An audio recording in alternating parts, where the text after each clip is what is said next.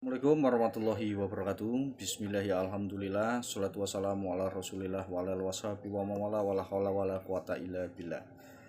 Teman-teman selamat sore. Saya buat video ini karena audio saya memang banyak tersebar di mana-mana, tapi mungkin ada yang merindukan muka saya. Supaya kita saling merindukan, akhirnya untuk menjawab beberapa pertanyaan saya buat video ini. Saya baru sembuh dari sakit yang sangat lama, dan sembuhnya ini baru mungkin sembuh normal ini 1 minggu, dan itu tetap saya harus minum obat. Saya tadinya berhenti merokok, tapi sekarang akhirnya ngerokok lagi, tapi jangan ditiru.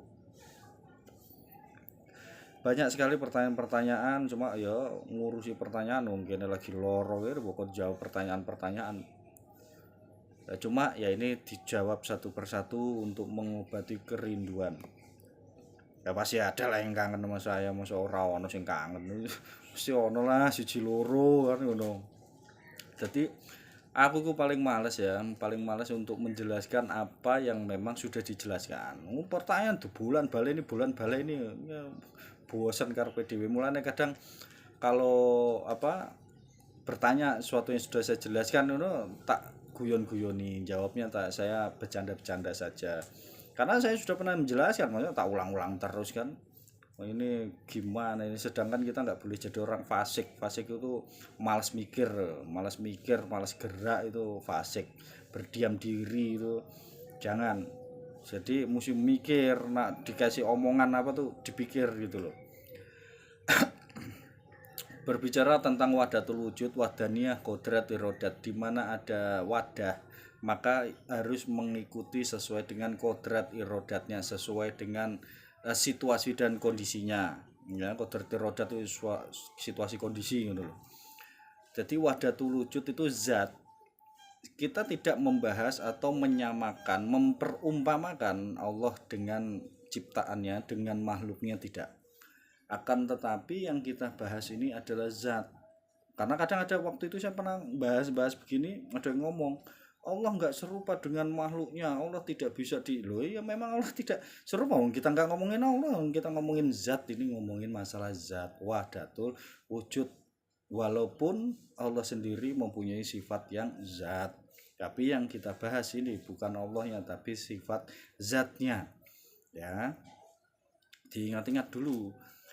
Wahdatul wujud, zat itu masuk ke dalam suatu bentuk, maka akan mengikuti kodrat irodat daripada bentuk itu. Zat manis masuk ke dalam yang dinamakan gula, dia akan menyesuaikan kodrat irodatnya. Iso mbok gadoni, iso mbok campur kopi, iso mbok campur teh manis, mengikuti sesuai dengan kodrat irodatnya. Zat masuk ke diri manusia, ya mengikuti sesuai dengan kodrat irodatnya. Manusia ini seperti apa? Ada manusia bisa terbang? Nggak ada. Ya udah, walaupun udah masuk zat, kita tetap nggak bisa terbang karena kodrat irodatnya. Manusia ini seperti kita, kadang pusing, kadang tidur, kadang makannya banyak, kadang sakit. Ya ini kodrat irodat sebagai manusia. Jangan kamu ini manusia pengen berkodrat menjadi manuk iso mabur, kebal seperti gajah, ya nggak bisa. Itu zat itu masuk sesuai menyesuaikan situasi dan kondisinya, atau kodrat dan irodatnya.